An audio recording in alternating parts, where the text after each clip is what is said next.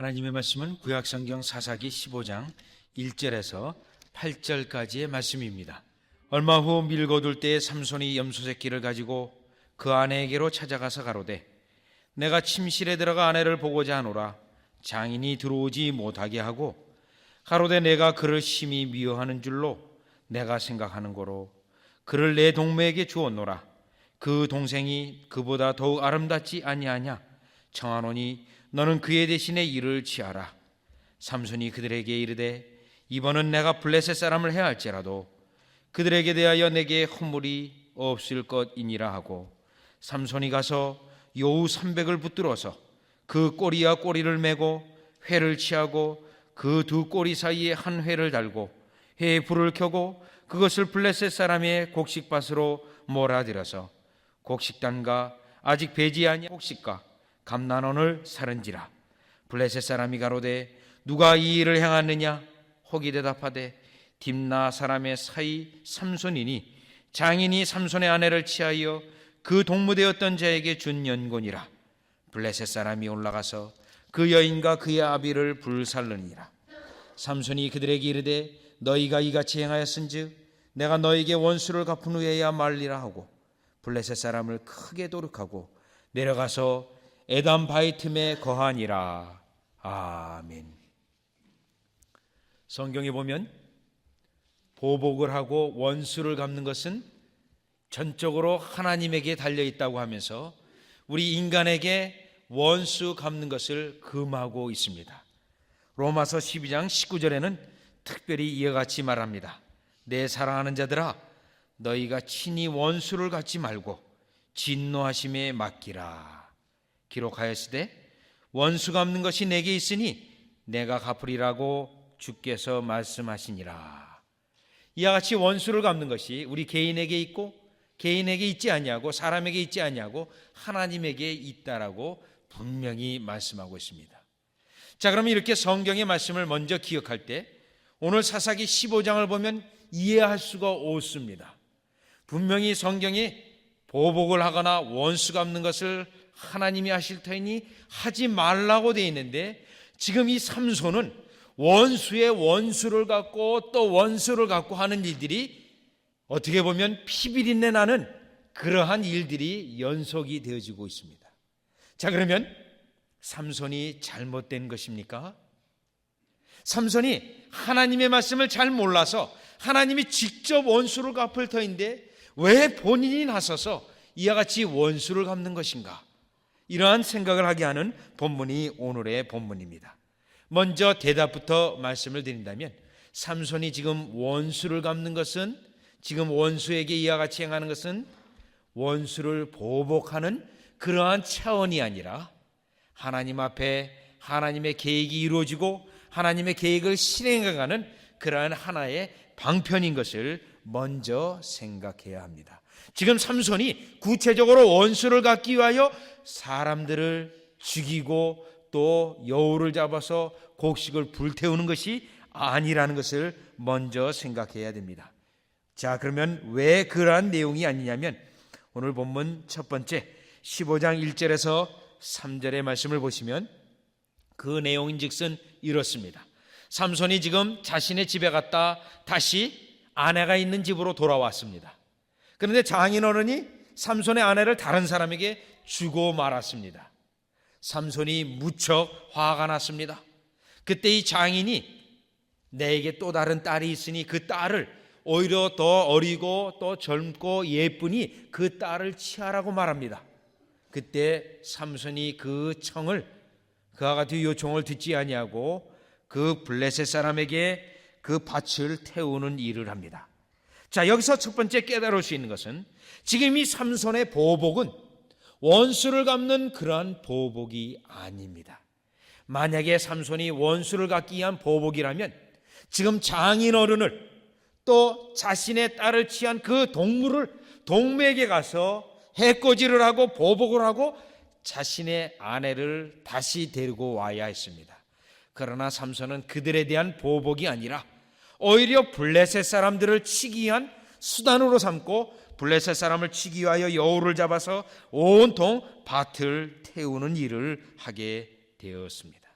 즉 삼손이 이와 같은 일들은 인간적인 개인적인 원수를 갚는 보복이 아니라 하나님께서 삼손에게 맡기신 블레셋 사람들을 계속 그들에게 공격을 하여 이스라엘의 압제받는 것을 건져내기 위한 그러한 일을 계속하고 있는 것을 먼저 깨달을 수 있는 것입니다.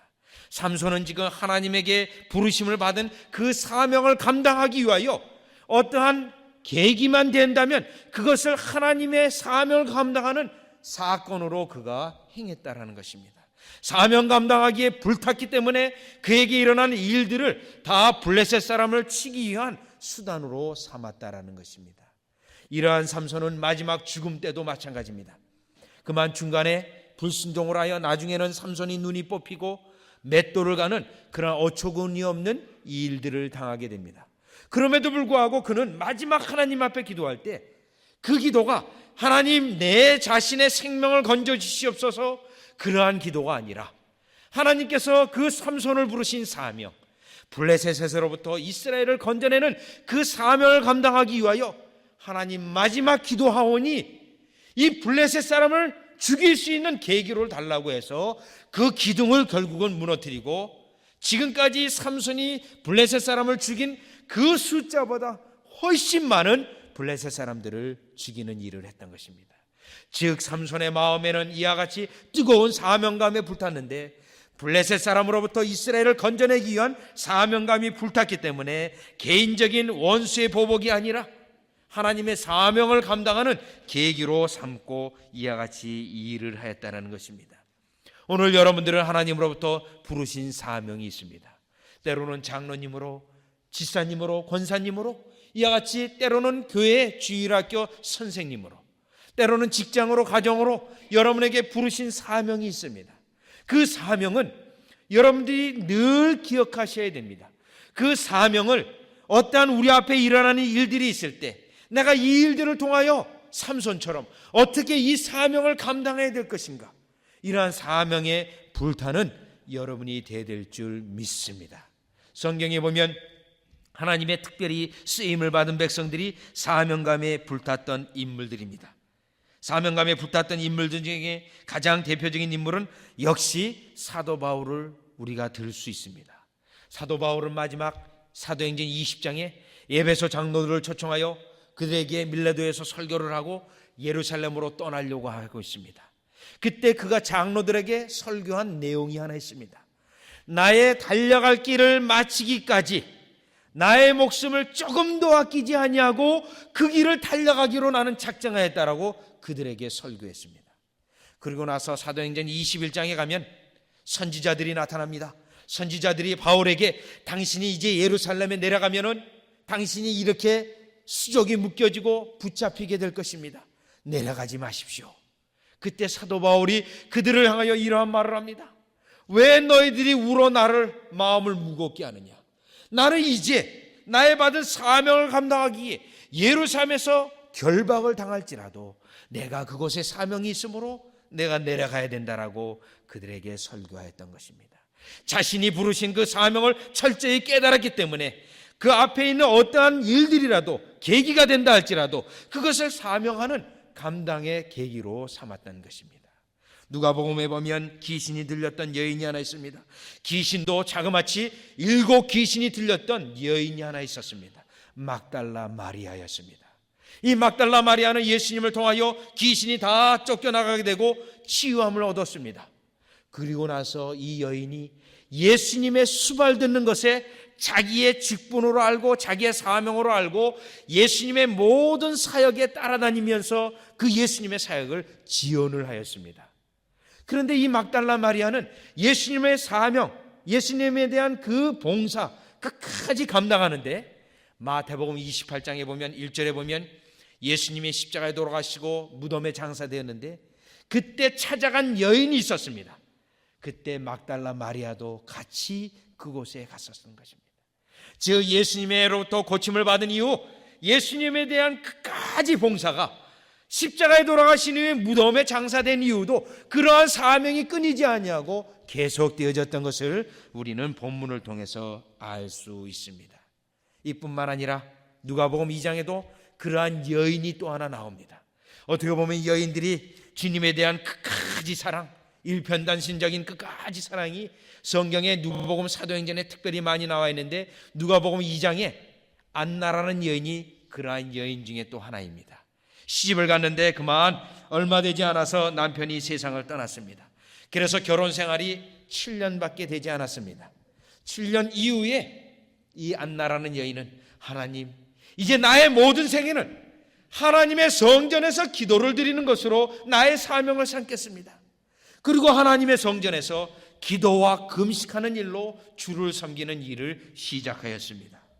그런데 그러한 생활이 시작된 후 84년이 지났습니다. 84년이 지났는데 불구하고 이 여인은 성전을 떠나지 아니하고 주야로 금식하며 주를 섬기는 일을 계속하였습니다.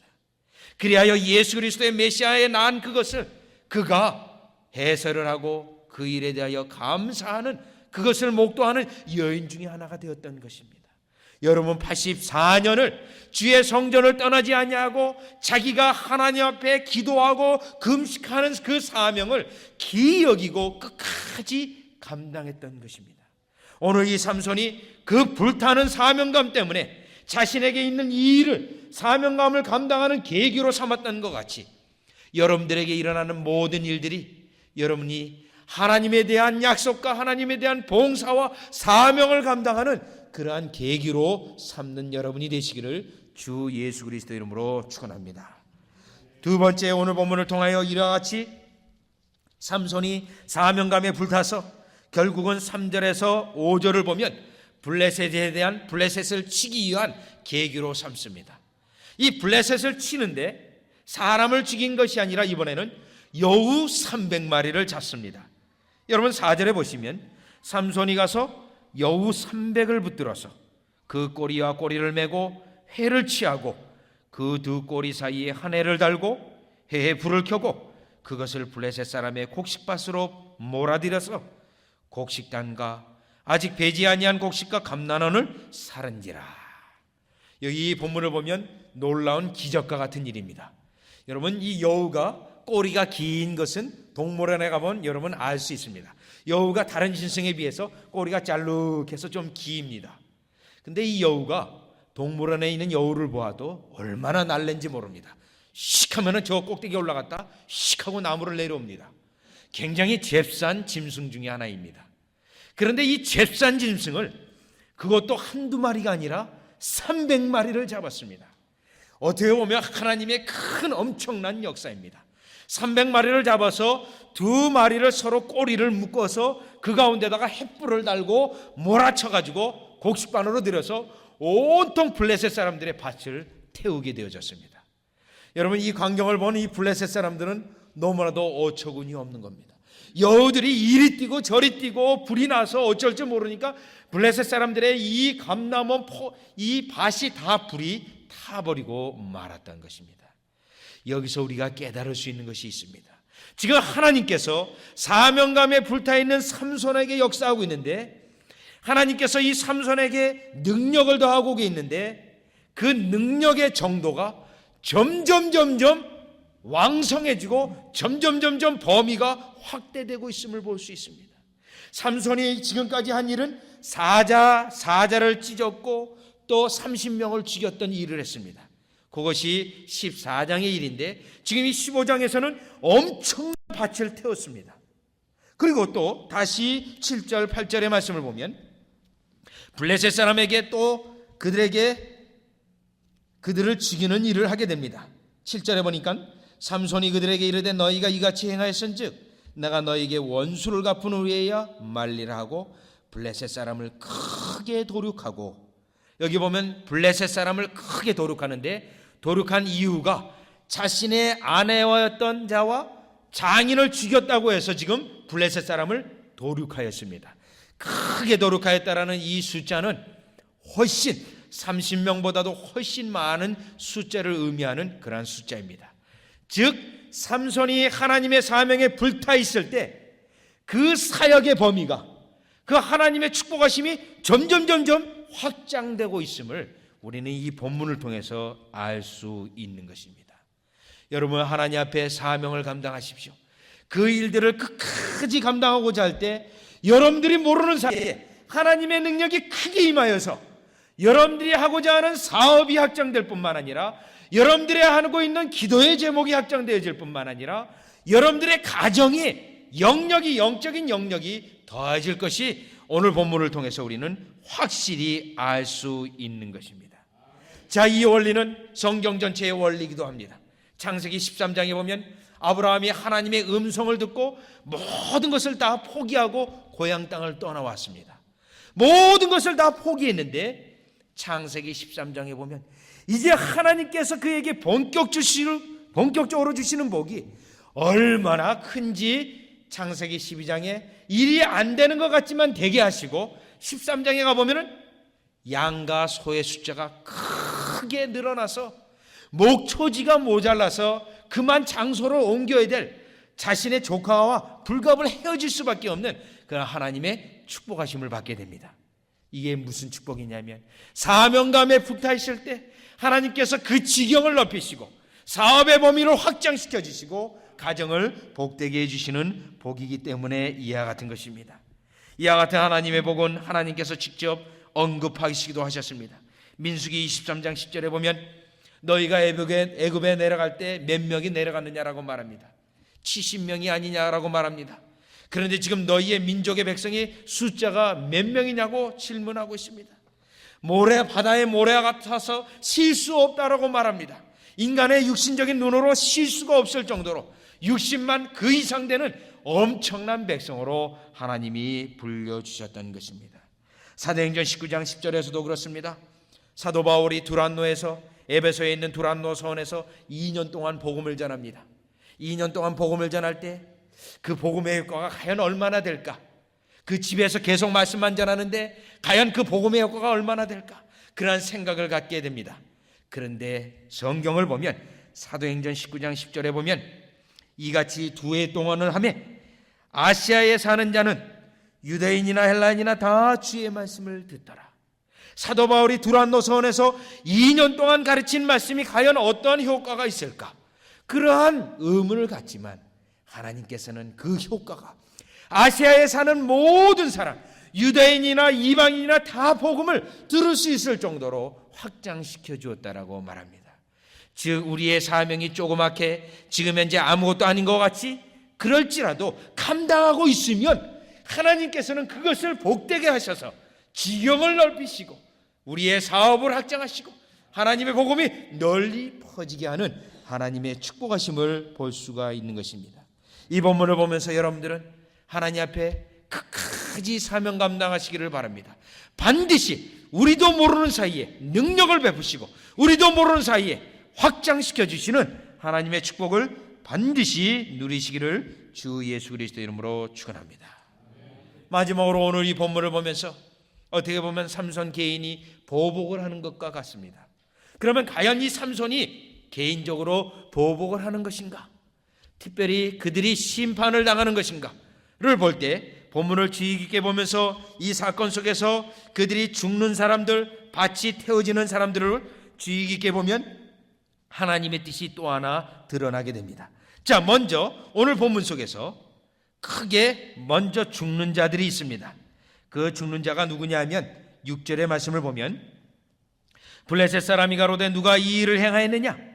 혹이 대답하되 딥나 사람의 사이 삼손이니 장인이 삼손의 아내를 취하여 그 동무되었던 자에게 준 연곤이라.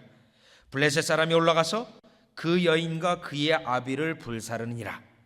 자, 이 사건을 통해서 먼저 희생당하는 자가 죽는 자가 누구냐면 삼손의 장인과 그의 아내 되었던 자입니다.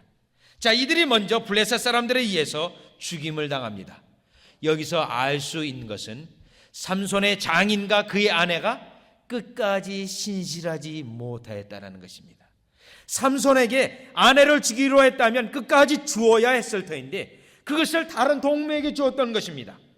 즉 신실하지 못한, 자신의 신실치 못한 결과로 이와 같이 심판을 당하는 것입니다. 즉 갈라디아서 6장에 보면 모든 인생들은 자기의 뿌린 대로 거둔다라고 말씀하고 있습니다. 오늘 여러분과 같이 읽었던 로마서 2장의 본문을 한번 보시기 바랍니다. 2장의 6절을 보시면 하나님께서 각 사람에게 그 행한 대로 보응하시되, 우리의 행한 대로, 우리가 뿌린 대로 거두게 되어져 있습니다. 그래서 오늘 본문 보면 로마서 2장 9절을 보면 악을 행하는 각 사람의 영에게 환난과 공고가 있으리니 첫째는 유대인에게요 또한 헬라인에게며.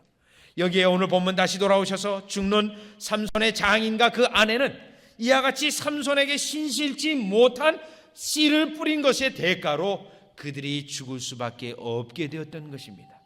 또한 본문에서 두 번째, 여기 본문에 어려움을 당하는 밭을 태우는 블레셋 사람들은 어떠한 사람들이었습니까? 오늘 이 블레셋 사람들을 특별히 5절 이하에 보면 이 밭이 다 태워지는 이러한 환난을 당하는 이들은 사실 어떤 자들이었냐면 사사기 14장에 보면 사사기 14장 15절에 보면 제7일에 이르러 그들이 삼손의 아내에게 이르되 너는 내 남편을 깨어 그 수수께끼를 우리에게 알리게 하라. 그렇지 아니하면 너와 내 아비의 집을 불사르리라. 자, 이들은 너의 아비의 집과 너를 다 불살르겠다고 위협을 하였던 자들입니다. 자, 이들은 폭력적으로 위협을 했던 자들인데 무엇을 했습니까? 불을 다 사르겠다라고 위협을 하였는데 하나님께서 이들에게 뿌린 대로 거두게 하신 것은 결국 이들의 밭이 다 불사르지고 감난원이 다 불사르는 결과로 왔던 것입니다. 즉 뿌린 대로 거두게 하시는 하나님의 보복하심이요 하나님이 이들에 대한 악에 대하여 갚으신 것입니다.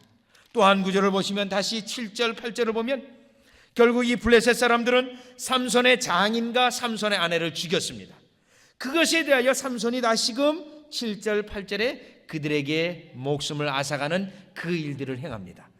역시 악을 뿌린 것에 대하여 악으로 거두는 그러한 결론을 맞게 됩니다. 여기서 우리가 마지막으로 깨달을 수 있는 것은 이 땅에 예수 그리스도인으로 살면서 우리가 반드시 성령으로 심고 하나님의 말씀으로 하나님의 기뻐하시는 일들로 심어야 하나님의 축복하심을 거둘 수 있지, 만약 우리가 악으로 심고 또 이와 같이 나쁜 행위로 심고 죄악으로 심는다면 그 죄악에 대한 결과를 우리가 다 받을 수밖에 없다라는 사실인 것입니다. 그래서 여러분들은 오늘 로마서 교동문에 있는 것처럼 본문 2장 7절에 있는 것처럼 참고 선을 행하여 영광과 존귀와 썩지 아니함을 구하는 자에게는 영생으로 하시고 하나님께서 여러분에게 영원한 생명으로 갚아주시고 이 땅에서도 이와 같이 확장해 주시는 복이 여러분에게 넘치시기를 주 예수 그리스도 이름으로 축원합니다.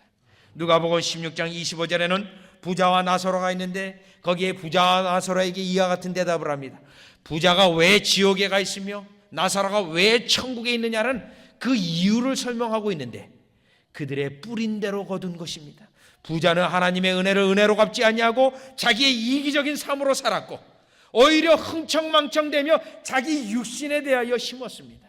자기의 육신에 대하여 심었기 때문에 결국 멸망으로 열매를 거두는 거였고, 나사로는 힘들고 질병에 걸렸고 어렵지만 하나님을 의지하는 믿음으로 심었기에 천국의 영생으로 보답을 받는 그러한 열매를 거두는 그에게 축복이 돌아왔다는 것입니다.